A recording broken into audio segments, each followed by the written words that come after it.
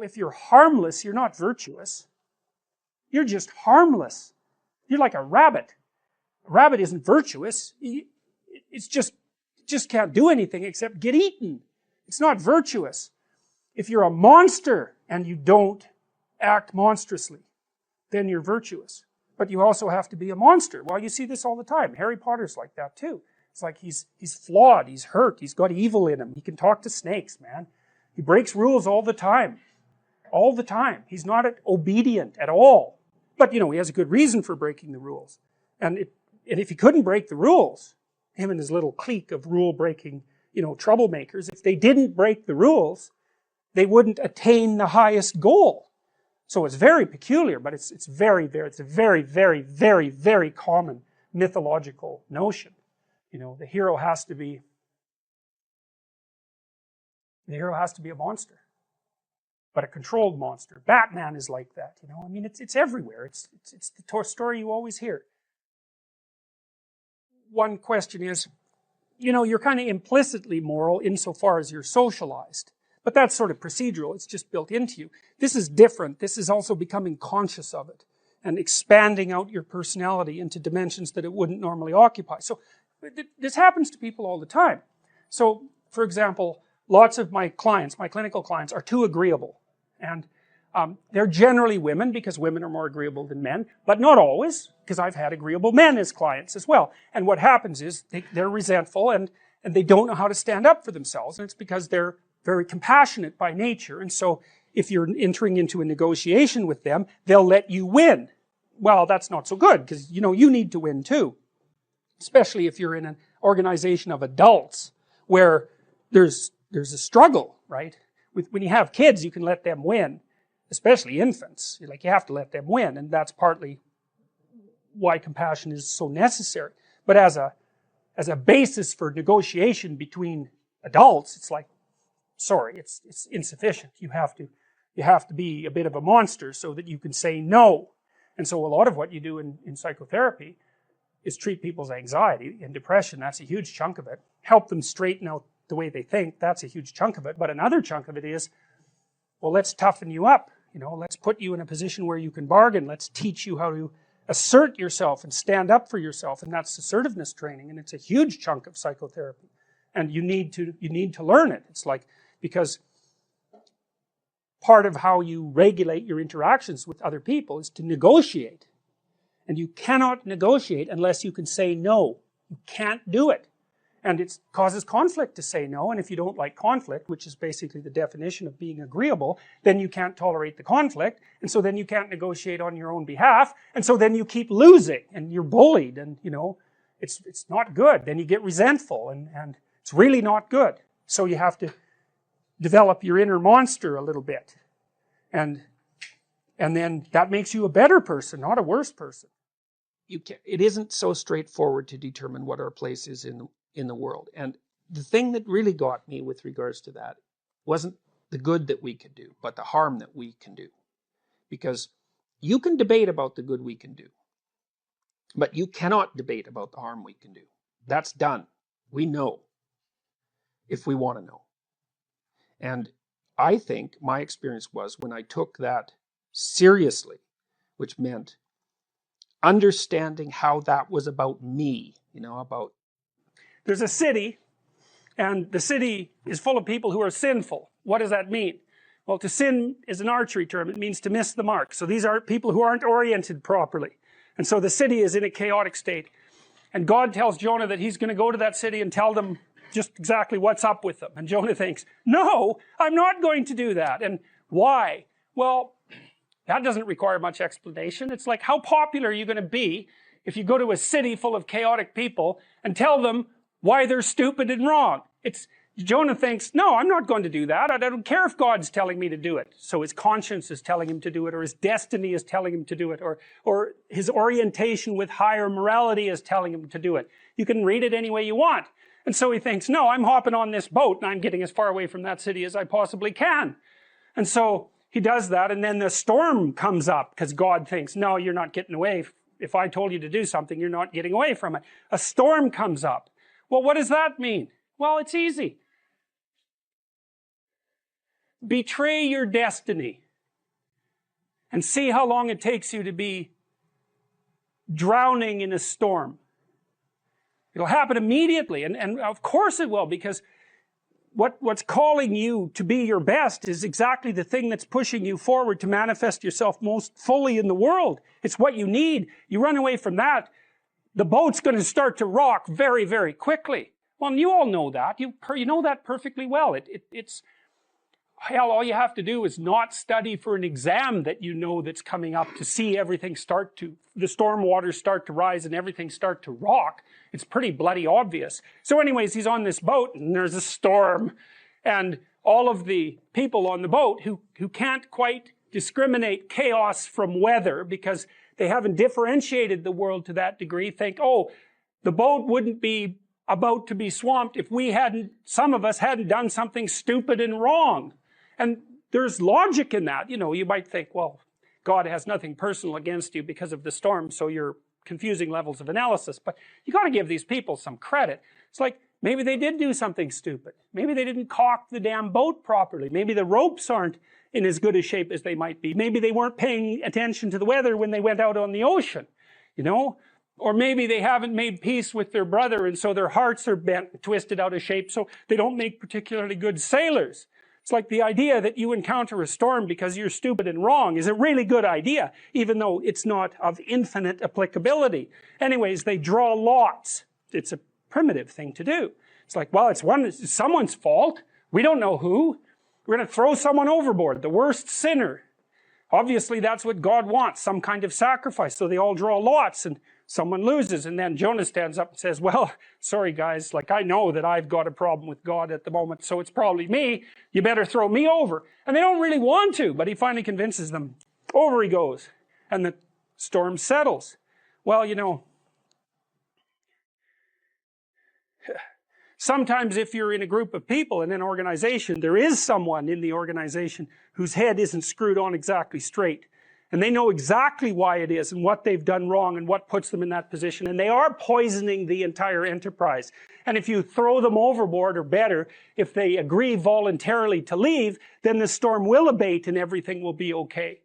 So anyways, they throw Jonah overboard, and a whale comes up and swallows him and takes him down to the bottom of the ocean. Well, we already know what that means because we watched Pinocchio. It's like when God abandons you because you've abandoned your destiny, and the storms come up, the probability that you're going to be taken down to the depths is extraordinarily high, and that happens in people's lives all the time.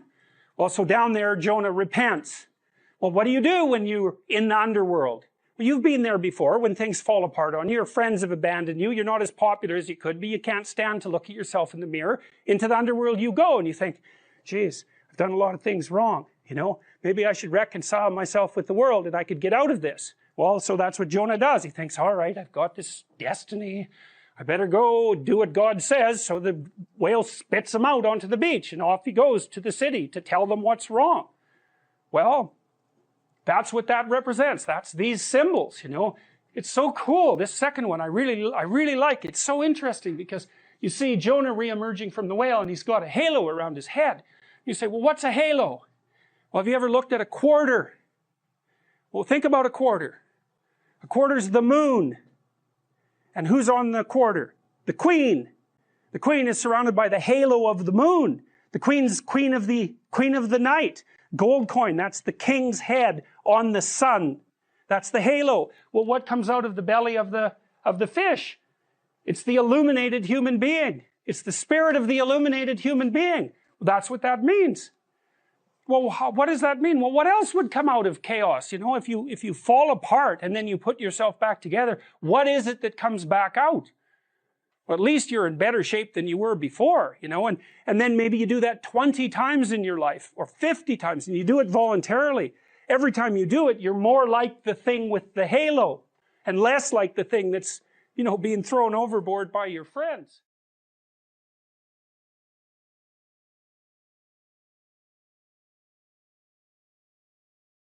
It's really something to see how many people are dying for lack of an encouraging word. You know, they don't get encouragement.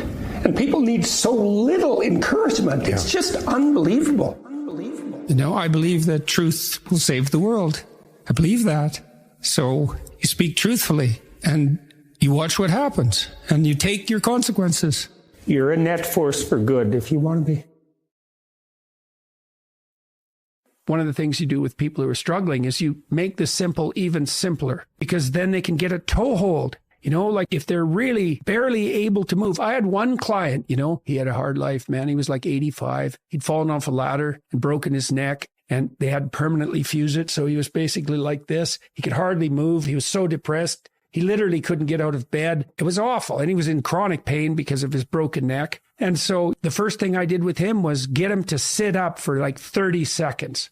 That was it. That's where he had to start, And after I worked with him when he was in the hospital, after 2 weeks, he was walking down the hall and able to sit up and read for, 5 or 6 minutes. And he got out of the hospital. He went home, but he had to start with the simplest possible steps. And hey, man, this is the definition of humility in some ways, is that you start progressing where you can start. Well, one of the really difficult things to learn when you're down and out is how far you're down, because it's humiliating. I was ill recently, and when I started to recover, I couldn't really button my shirts. I had to learn to do that again. I had forgotten how to put my hands on keyboard. I didn't know where to put my hands. I had to learn to type again. Now, I hadn't lost all the knowledge, and it came back quite quickly.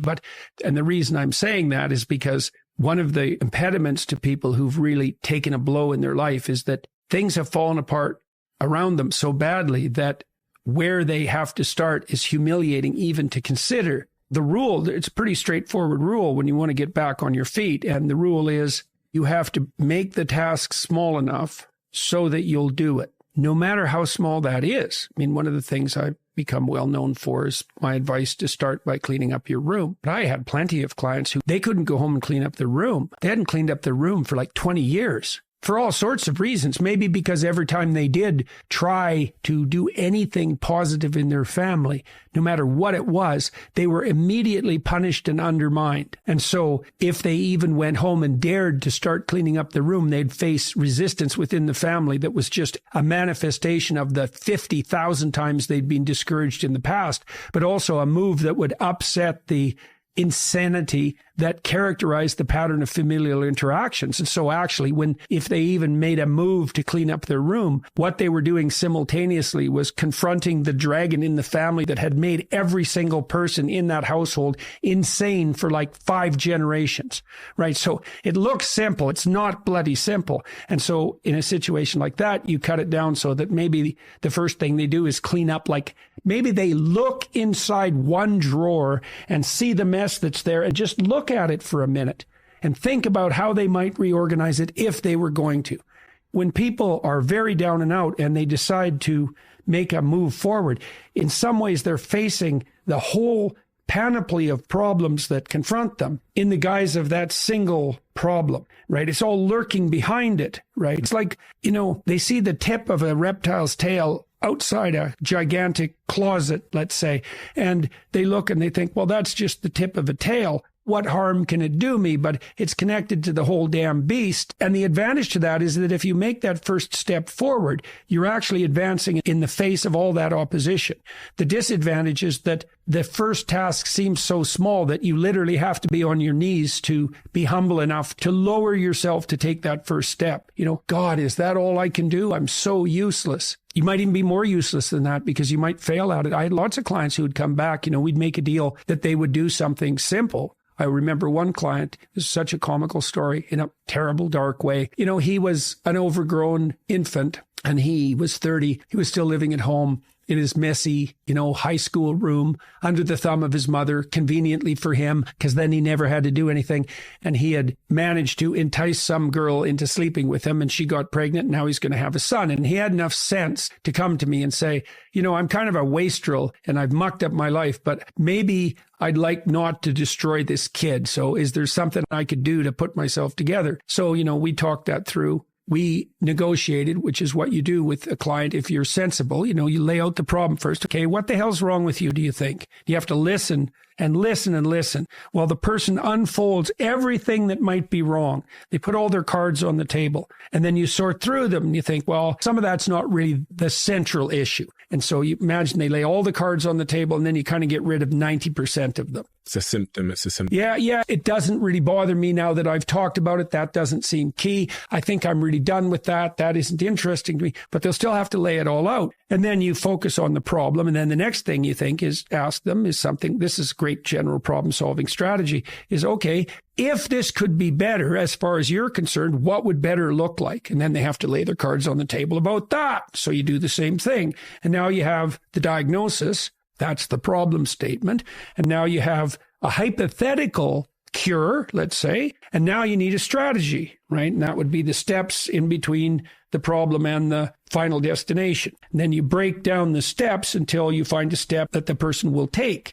And you have to do that experimentally. So the first step for him was to vacuum the carpet in his room. And so this is literally what he did. He brought the vacuum. It was a stand-up vacuum. He brought that into his room, but he only got it to the threshold. And then he left it 45 degrees across the door, leaning, and he walked over it for a whole week. And so then he had to come back and tell me, and he was embarrassed. He said, I got the vacuum cleaner just to the doorway and I left it there. And then instead of bringing it into my bedroom, I just, I put an obstacle in my own path and stepped over it for a whole week. It's a very humiliating thing because he knew that his life was on the line and he knew that his son's life was on the line. And he knew that he was one useless bastard for not being able to bring that vacuum cleaner into the room, but the proper interpretation of that in part is, well, you got the bloody thing out of the closet, didn't you?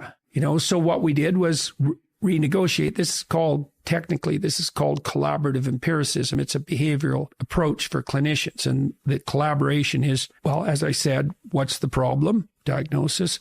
What's the potential solution? The person has to be on board with all this, right? I mean, they have to be the people who decide that's the problem. You can't enforce that on them. They have to discover it for themselves. And the same with the solution. And the same with the strategies. It's like, I don't know what's right for you. I'll listen. We can jointly explore what might be the right vision for you. And then we can break that down into a strategy, but you have to be on board with the strategy. You have to feel that this is right for you. And then we'll say, okay, well, maybe this is a solution. Why don't you go implement it? Come back next week after having attempted this. Let's see how it went. And sometimes people come back and say, well, that went great and it started me and I did 3 other things and you know what, we seem to be on the right track. And sometimes they come back and say, nope, that didn't work at all, like with the vacuum cleaner. And so then you have to think what you do in that situation is make the task smaller.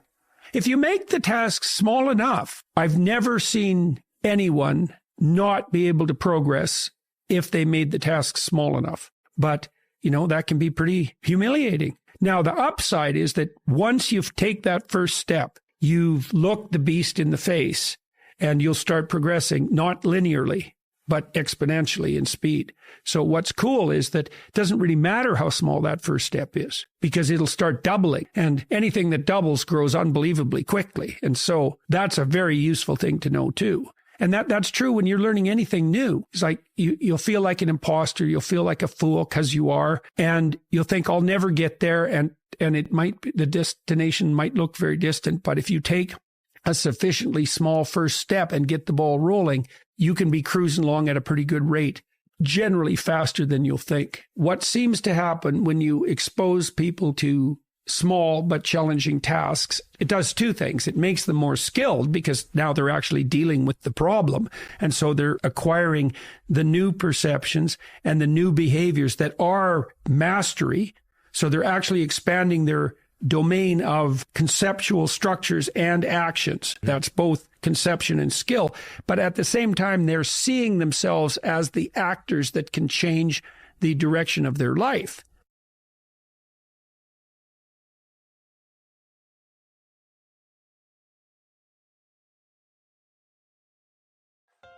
There's this idea that people have a conscience. And you know what the conscience is. It's this feeling or voice you have in your head just before you do something that you know is stupid, telling you that probably you shouldn't do that stupid thing. You don't have to listen to it, strangely enough.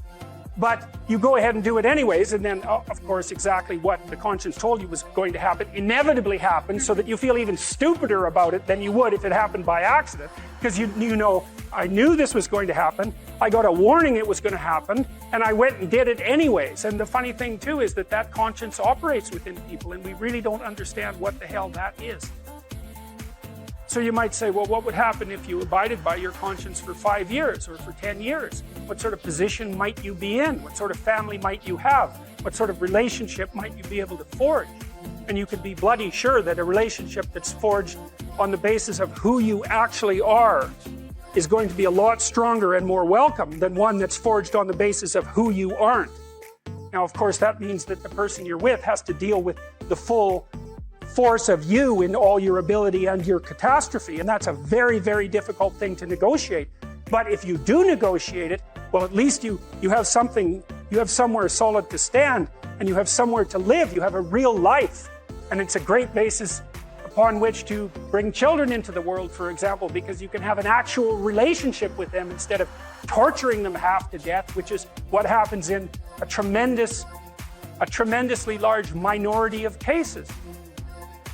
Well, it's more than that too, because, and this is what I'll close with, and this is why I wanted to introduce Solzhenitsyn's writings to you. You see, because it isn't merely that your fate depends on whether or not you get your act together and to what degree you decide that you're going to live out your own genuine being. It isn't only your fate, it's the fate of everyone that you're networked with.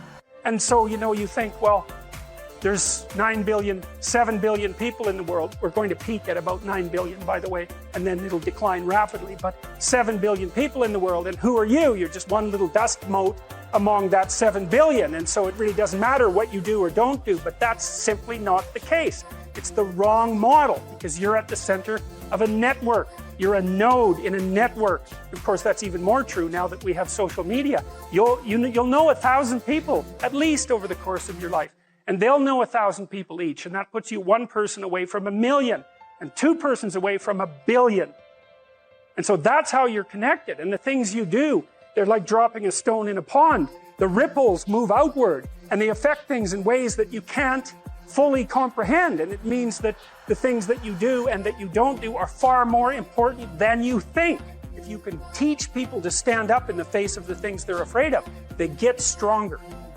And you don't know what the upper limits to that are, because you might ask yourself, like, if for 10 years, if you didn't avoid doing what you knew you needed to do, by your own definitions, right, within the value structure that you've created, to the degree that you've done that, what would you be like? Well, you know, there are remarkable people who come into the world from time to time, and there are people who do find out over decades-long periods what they could be like if they were who they were, if they spoke their being forward. And they get stronger and stronger and stronger, and we don't know the limits to that. We do not know the limits to that. And so you could say, well, in part, perhaps the reason that you're suffering unbearably can be left at your feet, because you're not everything you could be, and you know it. And of course, that's a terrible thing to admit, and it's a terrible thing to consider, but there's real promise in it, right? Because it means that perhaps there's another way that you could look at the world, and another way that you could act in the world, so what it would reflect back to you would be much better than what it reflects back to you now. And then the second part of that is, well, imagine that many people did that, because we've done a lot as human beings. We've done a lot of remarkable things, and I've told you already, I think before, that today, for example, about 250,000 people will be lifted out of abject poverty, and about 300,000 people attached to the electrical power grid. We're lifting people out of poverty collectively at a faster rate that's ever occurred in the history of humankind by a huge margin. And that's been going on unbelievably quickly since the year 2000. The UN had planned to have poverty between 2000 and 2015, and it was accomplished by 2013. So there's inequality developing in many places, and you hear lots of political agitation about that. But overall, the tide is lifting everyone up, and that's a great thing. And we have no idea how fast we could multiply that if people got their act together and really aimed at it. Because, you know, my experience is with people that we're probably running at about 51% of our capacity. I mean, you can think about this yourselves. I often ask undergraduates how many hours a day you waste, or how many hours a week you waste. And the classic answer is something like 4 to 6 hours a day. You know, inefficient studying, watching things on YouTube that not only do you not want to watch, that you don't even care about, that make you feel horrible about watching after you're done. That's probably 4 hours right there. You know, you think, well, that's 25 hours a week, it's 100 hours a month, that's 2.5 full work weeks, it's half a year of work weeks per year. And if your time is worth $20 an hour, which is a radical underestimate, it's probably more like 50 if you think about it in terms of deferred wages. If you're wasting 20 hours a week, you're wasting $50,000 a year. And you are doing that right now. And it's because you're young, wasting $50,000 a year is a way bigger catastrophe than it would be for me to waste it, because I'm not going to last nearly as long. And so if your life isn't everything it could be, you could ask yourself, well, what would happen if you just stopped wasting the opportunities that are in front of you? You'd be who knows how much more efficient, 10 times more efficient, 20 times more efficient. That's the Pareto distribution. You have no idea how efficient people get. It's off the charts. Well, and if we all got our act together collectively and stopped making things worse, because that's another thing people do all the time. Not only do they not do what they should to make things better, they actively attempt to make things worse because they're spiteful or resentful or arrogant or deceitful or homicidal or genocidal, or all of those things all bundled together in an absolutely pathological package. If people stop really, really trying just to make things worse, we have no idea how much better they would get just because of that.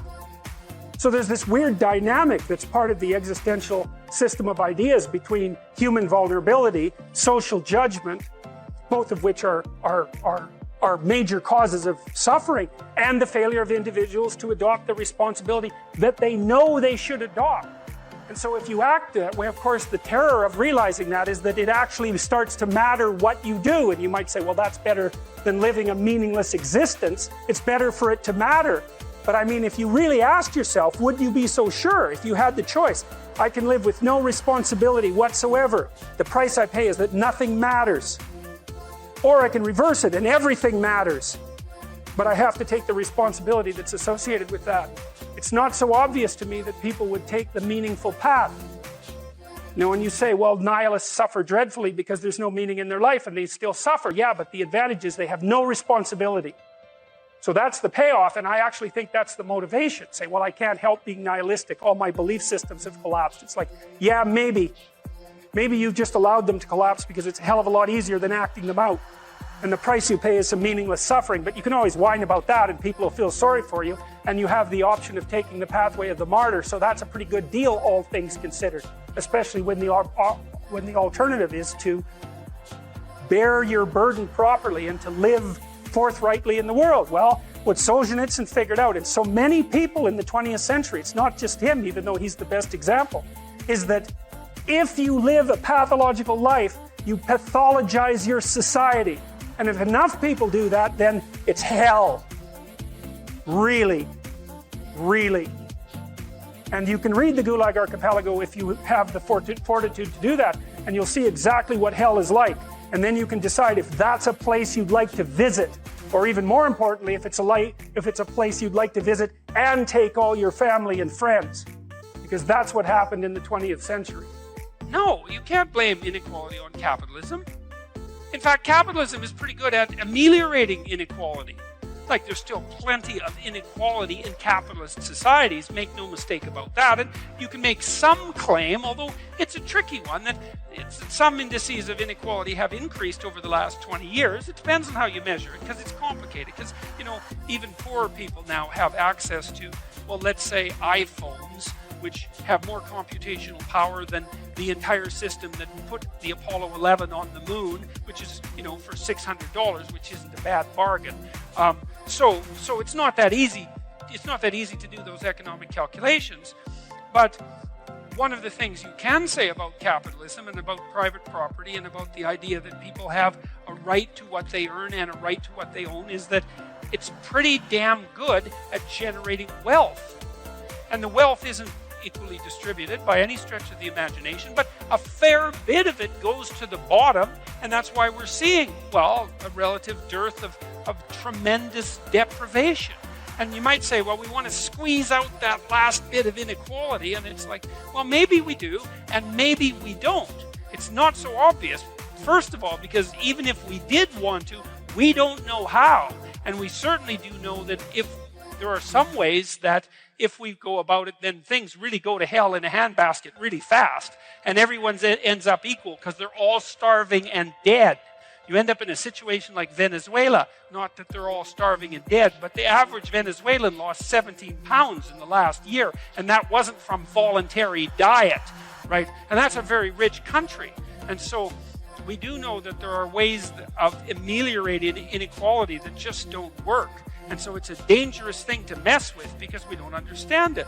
Now, that doesn't mean we shouldn't try to understand it. And that also doesn't mean that the left doesn't have a point. If your society becomes too unequal and too many people stack up at the bottom and they don't have an opportunity to move forward, that seems like it's bad for everyone. And so we could agree on that. And we could try to set up our hierarchies so that they're not too brutal for the people who end up at the bottom, right? That would be nice if we could be sensible and figure out how to do that. But I think we're not doing that bad a job of figuring out how to do it. We build infrastructure that everybody can use. We have universal education systems and so on, and they're not perfect, but they're far from catastrophic, and they're a hell of a lot better than they were 100 years ago.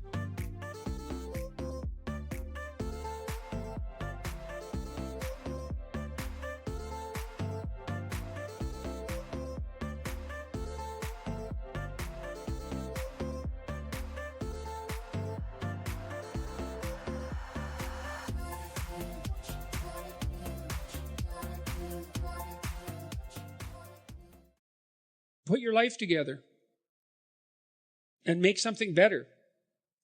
That's the way to defeat nostalgia for the false past. And don't be so sure you can't do it. I might say, well, what do you want to do with your life? And you think, oh my God, I can't answer that question. It's like, that's a big question. And so you don't know. Part of the problem is it's not a very good question. It's not differentiated enough. So if you ask yourself a question that's so large you can't answer it, well, then you should ask yourself a smaller question. And so in this program, you're asked to do things. We tried to make it practical. It's like, okay, it's 3 to 5 years down the road, and you get to have what you need and want within reason, right? Assuming you're taking care of yourself within reason. Well, what might you want? How would you like your family interactions to be going? Siblings, parents. What about your intimate relationship? If you could have what you wanted and needed from that, just what would that look like, hypothetically? Your career or your job, because those aren't the same thing. At least maybe you could have a job that is respectable and that constitutes a valid contribution to those around you and helps justify your position in society. And perhaps you could even have a career, that has some intrinsic meaning independently of that. Your education, your resistance to the temptation of drugs and alcohol and the sorts of things that knock people off the track, your care for yourself mentally and physically, your use of time productively and in an engaging manner outside of work. You could have what you wanted. What would it be? Answer it. Guess if you have to. And then write for 20 minutes about what your life could be like if all of that manifested itself. And then do the reverse. Write about what your life would be like in 3 to 5 years if you let everything about you that isn't good have full sway and take you to your own little subdivision of hell. And people are pretty aware of that. Everyone knows. Everyone I've ever talked to has some real sense of how they would degenerate if they degenerated in their own particular way. Some people would become cruel. Some people would become homicidal. Some people would become alcoholic. Some people would end up on the street. Some people would drift into prostitution. People know where their weaknesses are likely to tempt them and take them. And so then you sketch out a little hell and a little heaven, and maybe you're motivated to run from the one, which is good, and to run toward the other. And so then you have a framework for your life. And then maybe you make a strategic plan. Well, we've done that now with thousands of people in Holland and in Canada, mostly university students, well, all university students in the research studies. And We found at this little college in Canada, Mohawk College, that if you brought students in the summer in their orientation and just had them do this program, which should probably take you about 5 days if you did it thoroughly, if you had them do it really badly in an hour, that decreased the probability that the men would drop out in the first semester by 50%. It was a staggering finding, and we found findings of similar magnitude across the other studies. And the reason I'm telling you this is because a lot of the reason that people don't get what they want is because they don't aim at it. I swore that I would stop lying. I said, I'm going to try not to say anything I know to be untrue. You know, that doesn't mean I swore to tell the truth, because truth, that's hard. But you can consciously stop lying when you know you're lying. You can stop doing that. And that has been revolutionary for me. And one of the things I've really realized in recent years, and this is very much worth knowing, is that many times when people speak to each other, they have an agenda in mind. You know, you want something from someone. Maybe you want a job, and you want to craft your image to get the job, right? So you say what you need to say to get what you think you need. The problem with that is, what do you know about what you need? You're so accurate about that, are you? And you think you know what you need exactly, and so you're going to falsify your utterances to bring about the desired end. And you're going to use the other person as a target of your manipulation. Well, that's like you write an essay because that's what the professor wants to hear. It's like you don't do that because you don't falsify your words, because hypothetically they're divine and the whole stability of the state rests on them, hypothetically, and maybe really too. And so you don't do that. And so instead you strive to tell the truth, and maybe that's an aim too. And then it's an adventure, because I'll tell you one thing. If you tell the truth, you have no idea what's going to happen to you. Because you have to let go of that. It's like, I'm going to say what I think. And then what I'm going to assume, faith, I'm going to assume that whatever happens, if I am telling the truth, is the best thing that could happen. Because the truth brings about what is best. And even if it looks hard for me, because it might be, you know, because people take the easy way out often when they lie, even if it looks bad for me, that doesn't mean it's bad. It just means I don't see the whole picture. And you know, if you believe that the truth will set you free and that there is such a thing as the truth and that the truth is redemptive, then you're pretty much stuck with that conclusion. But one of the remarkable things about that, and this really is worth knowing, is that if you do that, you will have your adventure. Right? That's the Abrahamic adventure, you know? The call from God that justifies your life because of the excitement of what you're doing. And the truth does that. And then, if it's the truth, man, it's your adventure. Because what bloody adventure are you having if you tell someone else's story? It's not yours. And maybe if it's not yours, it's not good enough for you. And then you suffer, and then you're bitter, and then you're cruel, and then you're resentful. That's not good, or you get arrogant. So you break up your life, you know, into practicalities, your career, your education, your intimate relationship, your marriage, your friendship. Hopefully your intimate relationship and your marriage are the same thing. Your use of time outside work, your civic duty, you know, and you develop an image for yourself, a vision for yourself on all those fronts, and assume that you can have, with the proper sacrifices, what you need and want. And then I'll say something interesting about that, because that's the pursuit of goods in a practical way, right? And what's valuable in a practical way, in an implementable way. And you pick those pathways and you dedicate yourself to their optimization along any of those axes. And then you learn to optimize an aim. And then you see, once you've learned to optimize an aim across a set of goods, you start to aim at what unites those goods. Because that's what makes goods good. It's whatever is common across a set of goods. That's the highest good or a higher good. And so by practicing any good in any rigorous sense and making the proper sacrifices in that direction, you simultaneously learn to approach the good that is the sum or the essence of all those proximal goods. And I would say that the essential insistence in Christianity is that the good that unites all those goods is the same good that's reflected in the image of Christ, which is an image of acceptance of the suffering of life and the necessity of serving the lowest as the highest calling.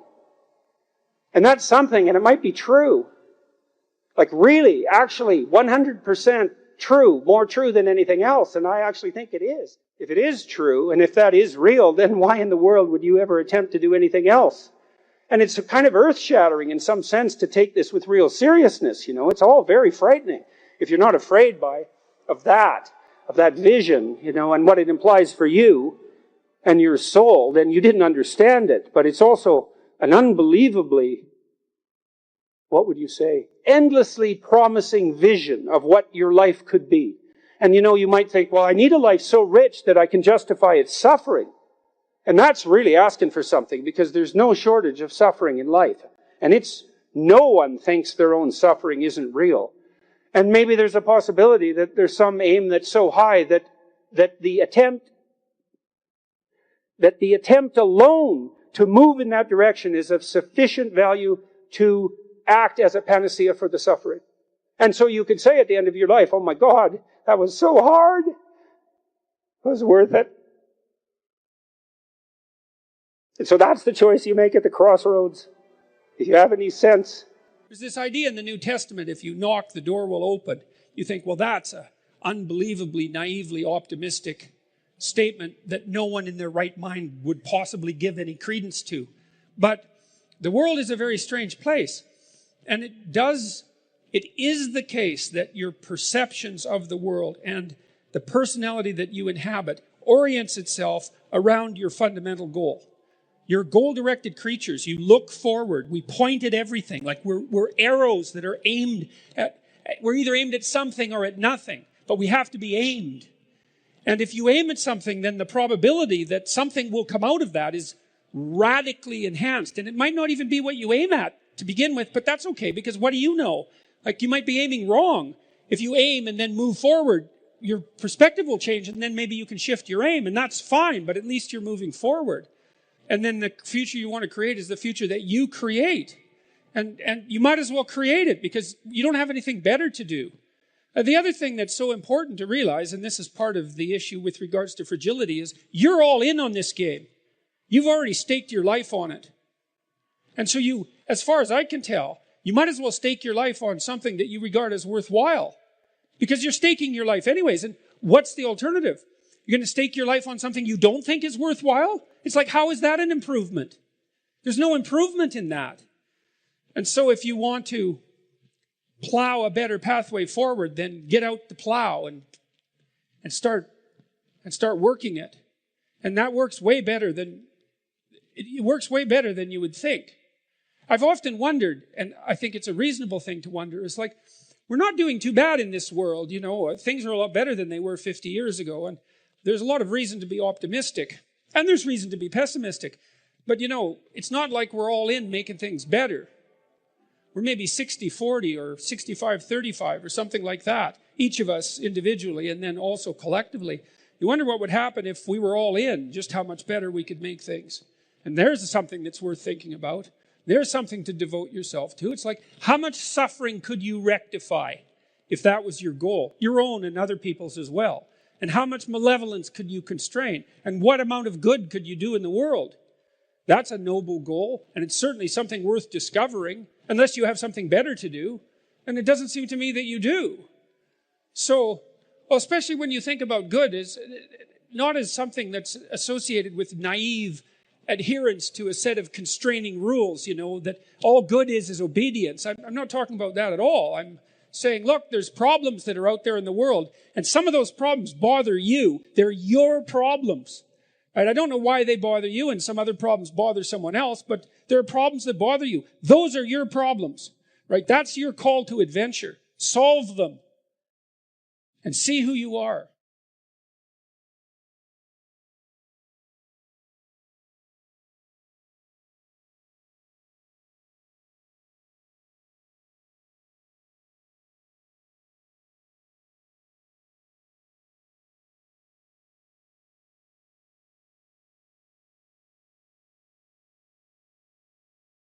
Compare yourself to who you were yesterday, not to who someone else is today. You need to have a hierarchy of improvement. You need to be aiming for something, and that means you're going to be lesser than people who've already attained along that dimension. It can give rise to envy. So the question is, who should you defeat in the final analysis? And the answer is, you should defeat your former self. You should be constantly trying to do that. And you're the right control for yourself too, because you're the one who's had all your advantages and disadvantages. And so if you want to compete fairly with someone, then you should be competing with you. If you're improving yourself, then what you are doing is competing with your lesser self. And then you might also ask, well, what is that lesser self? And that lesser self would be resentful and bitter and aggressive and vengeance-seeking and all of those things that go along with having a negative moral character. And those are things that interfere with your ability to progress as you move forward through life. So it's very necessary to understand that this is why, I've been stressing this idea of personal responsibility. It's like, well, personal responsibility is to compete with yourself, is to be slightly better than yourself the next day. Yes. And it better in some way that you can actually manage. And that's humility. It's right. Like, well, I'm a flawed person. I've got all my problems. Could I be as good as person X? It's like not the right question. The right question is, could you be slightly better tomorrow than your currently flawed self? And the answer to that is, if you have enough humility to set the bar properly low, then you could be better tomorrow than you are today. Because what you also have to do is you have to say, well, here's all my flaws and my insufficiencies, and the best that someone that flawed and insufficient could do to improve and actually do it is this. And that's not worth going out in the street and celebrating with placards, It's like, well, this is why I tell people to clean their room. So you're not going to brag to someone that you did that. But someone as insufficient as you might be able to manage it. And that means you actually are on the pathway to self-improvement and you're transcending your former self. Resilience, it's right. Like, look, You're not going to win it. You're not going to score on every shot. Right. Doesn't mean you shouldn't take the shots. Doesn't mean you shouldn't try to hit the goal. But part of being able to continue to take shots is to have the strength of character to tolerate the fact that in that instance, you weren't on top. What's the right way of being in the world, if there is such a thing? And it's not acting according to a set of rules. It's attempting continually to transcend the flawed thing that you currently are. And what's so interesting about that is that the meaning in life is to be found in that pursuit. So I've been laying that out in these discussions too, because I say, well, the fundamental issue is that life is tragic and difficult, very tragic and difficult for everyone. And it's also tainted by malevolence, because no matter how things are tragic and difficult, but there's always some stupid thing that you could do or someone else could do that could make it even worse than it has to be. And so that's life. And you need an antidote to that, because that can embitter you. Constant contact with that. Just the tragedy, but the tragedy combined with betrayal and malevolence, that makes it even worse, especially if it's self-induced. Okay, so you need something to set against that so you don't get bitter and resentful. Well, what do you set against that? Doing something worthwhile. By your own definition, say. You need some reason to get the hell out of bed on a terrible day because you've got something good to do. Well, what's the best thing you can do? Transcend your current wretched and miserable self. There's meaning to be found in that, and that's a meaning that's associated with responsibility. One of the things that I've been trying to lay out clearly is that life is hard. It's tainted by malevolence and betrayal. That can make you bitter. You need a meaning to offset that. Where's the meaning to be found? Not in rights, not in impulsive pleasure, but in responsibility. You take responsibility for yourself, so you take care of yourself. If you're good at it, you have some excess left over to take care of your damn family. If you're good at both of those, then you have some excess left over to take care of your community. Those are heavy burdens. You pick up the burdens. You find that's meaningful. The best way to pick up the burden is to continually improve yourself. And that's where the meaning is to be found. And so that meaning is in the continual self-transcendence. That's letting your old self die and the new self be reborn. Even if things are going really well for you now, there's going to be a time in the future where things are rough. You're going to be ill. Family member's going to be ill. A dream is going to fall apart. You're going to be uncertain about your employment status. Like the flood is coming, right? The apocalypse is coming. It's always the case in life. And you have to be prepared for it. And the question is how to prepare for it. And the answer to that is to find a way of being that works even under the direst of circumstances. That's the issue. You've got the possibility to slowly raise yourself out of the mire. You've got the possibility to do just what the fighter does when he's defeated, which is to say, well, regardless of the circumstances that might have led to my defeat, like even if there were errors on the part of the referee, this is no time to whine about it. This is a time to take stock of what I did wrong so that I could improve it into the future. And that's the right attitude. The point is your best strategic position is, how am I insufficient and how can I rectify that? That's what you've got. And the thing is, you are insufficient. And you could rectify it. Both of those are within your grasp. If you aim low enough, it's like, well, I don't know how to start improving my life. Someone might say that. And I would say, well, you're not aiming low enough. There's something you could do that you are regarding as trivial, that you could do, that you would do, that would result in an actual improvement. But it's not a big enough improvement for you. So you won't lower yourself enough to take the opportunity. Aim low. And I don't mean don't aim. And I don't mean don't aim up. But you have to accept the fact that you can set yourself a goal that you can attain. And there's not going to be much glory in it to begin with. Because if you're not in very good shape, the goal that you could attain tomorrow isn't very glorious. But it's a hell of a lot better than nothing. And it beats the hell out of bitterness. And it's way better than blaming someone else. It's way less dangerous. And you could do it. There's a statement in the New Testament. It's called the Matthew Principle, and economists use it to describe how the economy in the world works. To those who have everything, more will be given. From those who have nothing, everything will be taken. It's like what's very pessimistic in some sense, because it means that as you start to fail, you fail more and more rapidly. But it also means that as you start to succeed, you succeed more and more rapidly. And so you take an incremental step, and, well, now you can lift 55 pounds instead of 52.5 pounds. You think, well, what the hell is that? It's like, it's one step on a very long journey. And so it starts to compound on you. So a small step today puts you in a position to take a slightly bigger step the next day. And then that puts you in a position to take a slightly bigger step the next day. And you do that for 2 or 3 years, man, you're starting to stride. You know, and I have so many people coming up to me now. They say, look, I've been listening to your lectures, and I've been developing a vision for my life, and I've been trying to take responsibility, and I've been trying to tell the truth, and things are way better. And so that's absolutely perfect. It's the right way forward as far as I'm concerned. And those are people who, they took stock of themselves. They said, I'm in a dark place, and I'm a dark person, and here's some things that this dark person in this dark place could do. Little things that they could actually do. I'll clean up my damn room. I'll make my bed. I don't know how many people have come and told me. It's so strange. They said, well, I started making my bed, and that made all the difference. It's like, well, yeah, you decided to aim up, man. And the first concrete instantiation of that was that you made your bed. And you think, well, that's nothing heroic. It's like, no, but aiming up is heroic. That's something. And then lowering yourself to the point where you're not above the mess in your room. You know, you're not superordinate to that. You lower yourself so that you straighten up. You're grateful for what you have right in front of you, and you take care of it and you put it in order. It's like all of a sudden things start to get better.